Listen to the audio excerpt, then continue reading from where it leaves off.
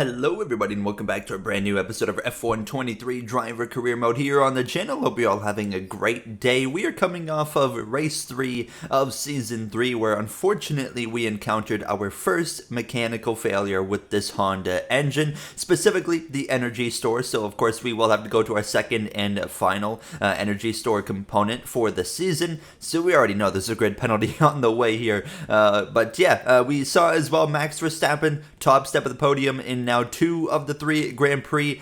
He was able to best everybody there in the last episode in Miami. Now, of course, Lewis Hamilton with a baffling strategy during the safety car period really put him on the back foot, but he was still able to rebound and get a pretty competitive result out of it. P6 there. Now, as we roll on into the Imola Grand Prix area, now ready to roll, you see a Yumi Iwasa ready in that BMW attire. The BMW mod did not come with BMW fire suit there, it looked like, so that was unfortunate. Nonetheless, coming through into practice, and once again, important to just, be patient with this Aston Martin and Honda partnership. All teams ahead of us in the R&D have upgraded to 3rd spec for all departments of their car, while we only have spec 3 in the powertrain department. Durability, chassis, aero, all that stuff. We will be on the back foot until those spec 3 upgrades can come through, so it's just about being patient, waiting, and as well doing everything we can to get some competitive results here. Now,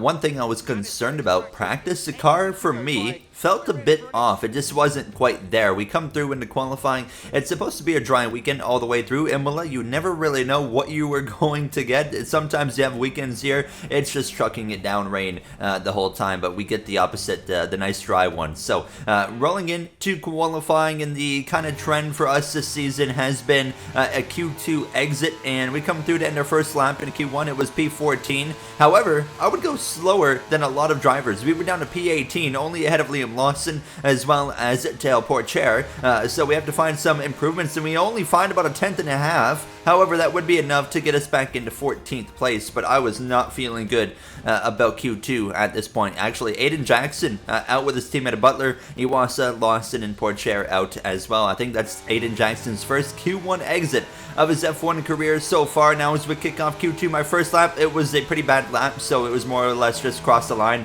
and then focus in on the second and final lap, which was a bit sloppy in itself. You can see right there as well. I was really struggling just with the car in general. Hitting the apexes, it felt really understeery no matter what I was doing to the setup and whatnot. And obviously in qualifying park frame, we have what we have at this point. We gained 3 seconds on our first lap, but that's not saying much. We're going to cross the stripe, and it's not even close to advancing to Q3. Our worst qualifying effort of the season, P14, while my teammate of Sonoda continues to out-qualify us. We got some work to do again here going into Imola, and this time I'm not so confident in our abilities. We'll see what we can do. Let's head to the grid.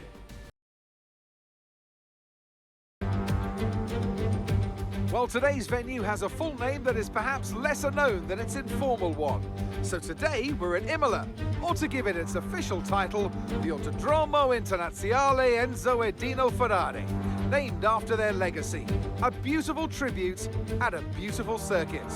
It's time, everyone, for the Emilia-Romagna Grand Prix. 3.1 miles of track at Imola, featuring 19 turns, 9 to the right and 10 to the left. Remember that Imola differs from most other Formula One tracks as it's taken anti-clockwise. Let's hope nobody forgets that today. The exit from turn 18 will probably be the setup for many of today's overtakes, leading as it does into the longest straight on the circuit and its only DRS zone. Before we begin, let's take a quick look at the grid lineup for today's race. An immense lap from Lewis Hamilton yesterday puts him on pole position, just ahead of George Russell, who starts this event from P2.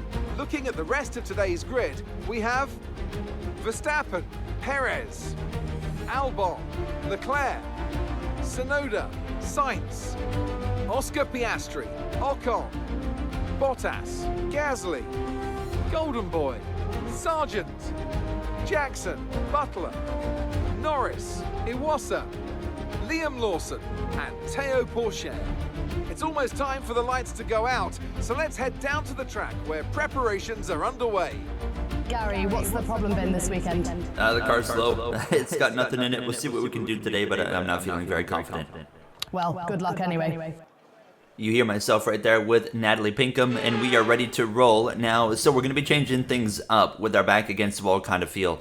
Soft to mediums instead of mediums to hards. We'll see if we can use that to our advantage early on as we're ready to roll. Here we go then, the formation lap gets underway and the excitement here is building as we near ever closer to the start of the race. Which team will come out on top? Who's got their strategies right for today's race? Well, we'll soon find out. So as all the cars reform the grids, the drivers will be hoping to get a strong start. They'll want to earn some valuable points from today's race, with final communications being done with their race engineers, ensuring the planned strategies are all in place. All right, mate, let's just focus on beating Yuki today. Yeah, 10-4. It's obvious we don't have a lot of pace today, but I'll see what we can do. Hopefully we can hang with them. I don't know about you guys, but let me know down below. Have you noticed with the new update that like the subtitles like don't work? They just don't show them. They show the box for the subtitles, but they don't actually show the words. It's weird. I've noticed that since the new update. Nonetheless, you heard the objective. Just really focus in on beating our teammate of Sonoda now as we're ready to go racing. It's going to be lights out. It's a Mercedes front row lockout. Hamilton, Russell, but it's a great launch from Verstappen, and he's going to make it 3 wide in the middle already. Marvelous scenes for the Red Bull team as they head down towards turn 1. Hamilton on the left side backs out. He has a tire advantage. He's on the softs. Russell gets away, and he's long gone down the road. He might have just won the Grand Prix with that start. With how big of a gap he was able to pull out, he's probably not going to have to worry about DRS from anybody coming from behind him already. So a great start from Russell. Hamilton, a completely different scenario, obviously from pole down to third as Verstappen was able to get through. I thought he was going to get both of them somehow, but obviously you kind of saw his pace stall out there. We continue on right in front of the BMW of Valtteri Bottas now, right behind Carlos Sainz and the Ferrari as well. You got the McLarens ahead of Alex Albon. Hamilton trying to put some pressure on the back of Verstappen as we continue towards the end of this first and opening lap. We go down into the chicane, which is really going to be an opportunity for me to gain some time here today on some of these drivers. But nonetheless, settling in, not where we want to be. P11 is pretty obvious that, like I said, we just don't have the pace this weekend. I was struggling to have confidence in the setup, and that's been a bit of a common denominator throughout the opening Grand Prix of this season. Of course, only 3 Grand Prix in. Up front, we've already got a battle on our hands. Hamilton going back past Verstappen, maybe not. Hold on, Verstappen with that Red Bull power, trying to hang on around the outside, and here goes that silly ghosting thing. EA, Codemasters, I don't understand how you allow that in your game. It seems like it's only in the opening laps of the Grand Prix, like the first lap or 2, but it's still unnecessary. If you can't make your AI good, you really think that patching it with ghosting the cars is the solution? That's embarrassing. We continue on, however, focusing in on Hamilton again, going after Verstappen. This is lap 3, DRS enabled, but obviously not getting it at the start of this lap. Hamilton trying to complete this overtake and go and chase after his teammate of Russell, but these two, Verstappen and Hamilton, they are not done. Verstappen stays ahead. It continues another lap later, this time with the DRS assistance on Hamilton's Mercedes. That will finally allow him to go through and take the second position. These two had a bit of a battle in the last episode. Of course, after the safety car in Miami, we saw the contact between the two. That Hamilton-Verstappen rivalry feels like, to me, it's starting to come back, of course, with both of them now being in cars capable for fighting for a world title right now. Lap 6, and finally, I'm getting myself an opportunity to go for an overtaking spot here on Esteban Ocon here in the Alpine. So we're going to lunge it up the inside into the penultimate corner. Now, I did it here because I didn't want to rely on the front straightaway,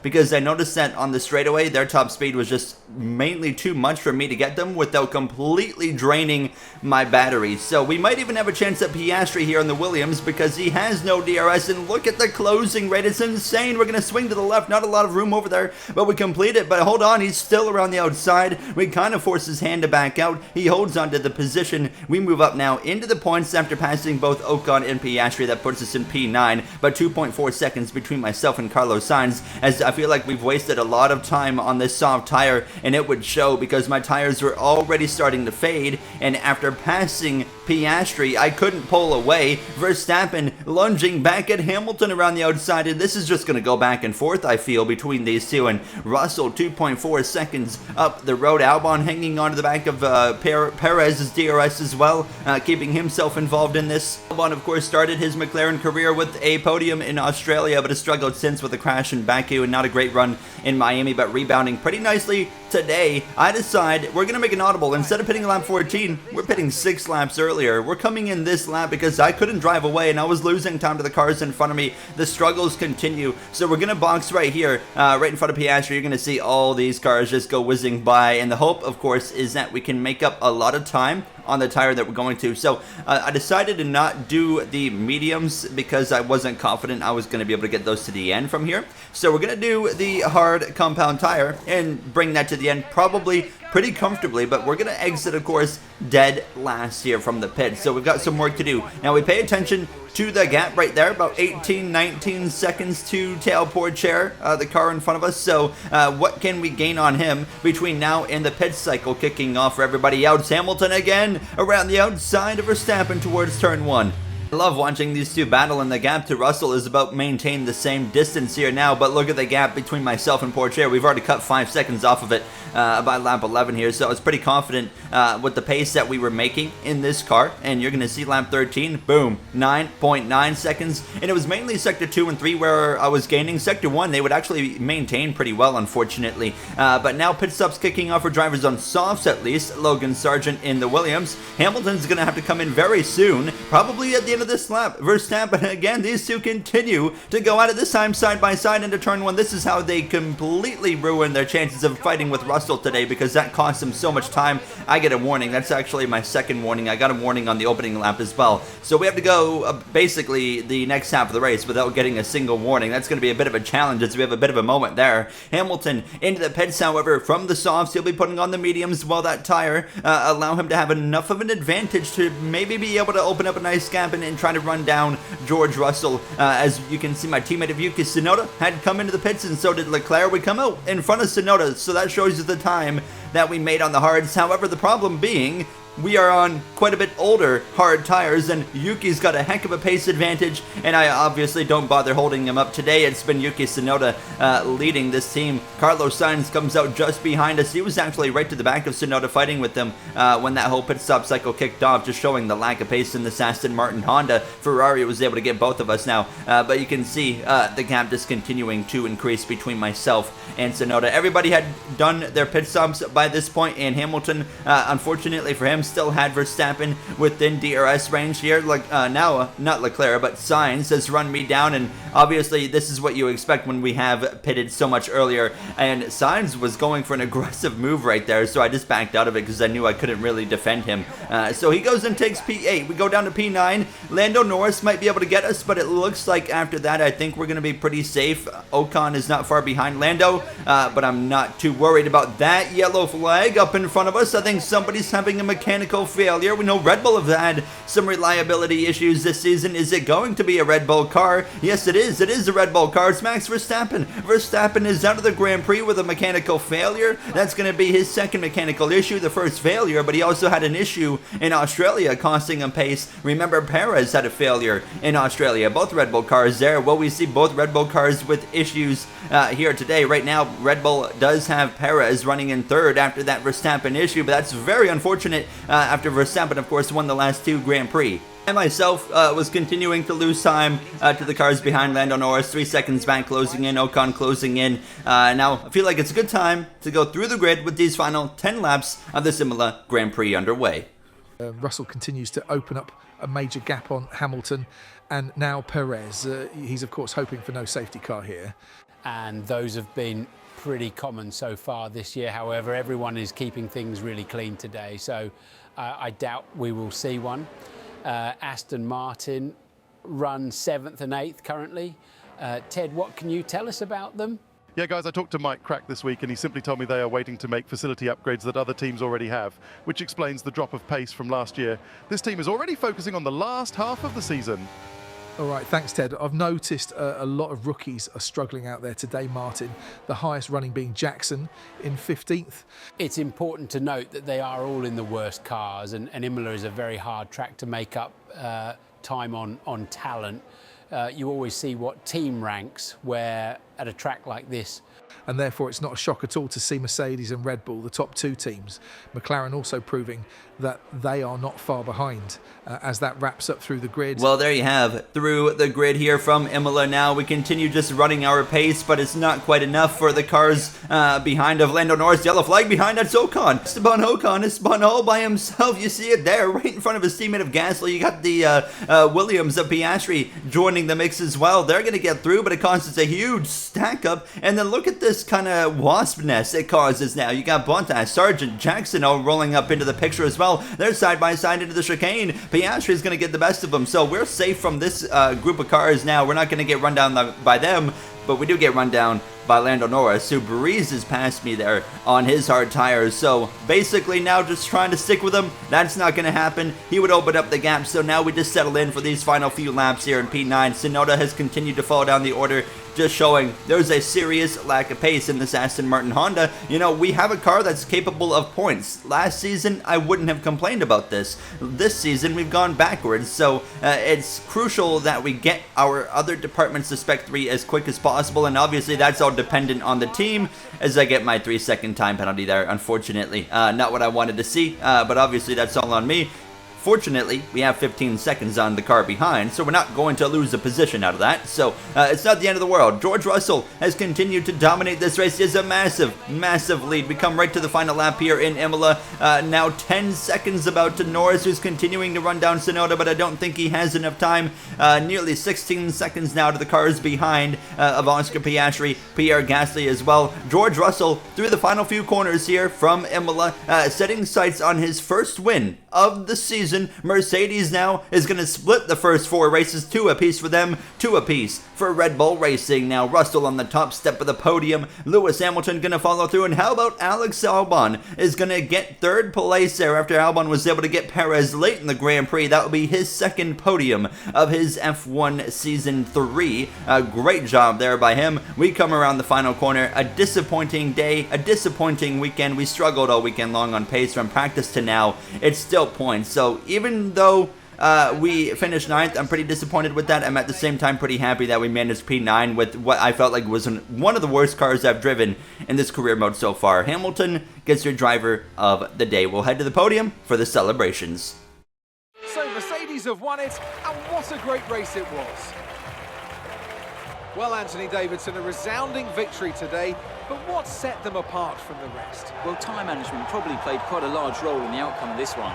As ever, it's not just about speed, it's all about maintaining that speed consistently over a stint, over a race distance. So being able to keep up the lap times while still being smooth on the controls and gentle on the tyres, that's really where the race was won today. Yuki Tsunoda has beat us for the first time this season, aside from the Miami failure. So if you look at it, you know, very technically or very statistically, it's 2v2 right now. We beat him in the first 2. He's beat us in the last 2.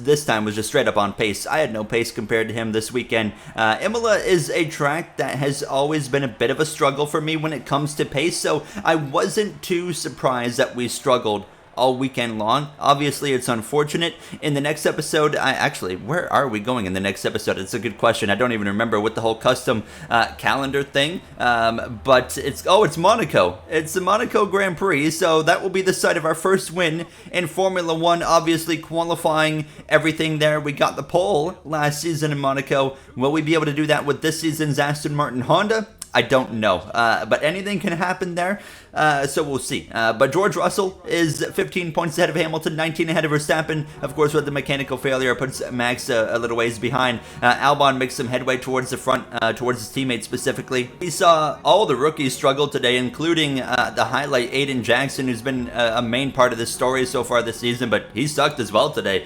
Connor Sport was pretty slow. 5th in the constructors, and you can see 2 teams, the Haas and BMW teams, with no points so far. That's going to wrap it up for me. I'll see you guys in the next one in Monaco, where hopefully we can get back into the swing of things where we're used to being up towards the front. I'll see you guys then. Have a great day, everybody.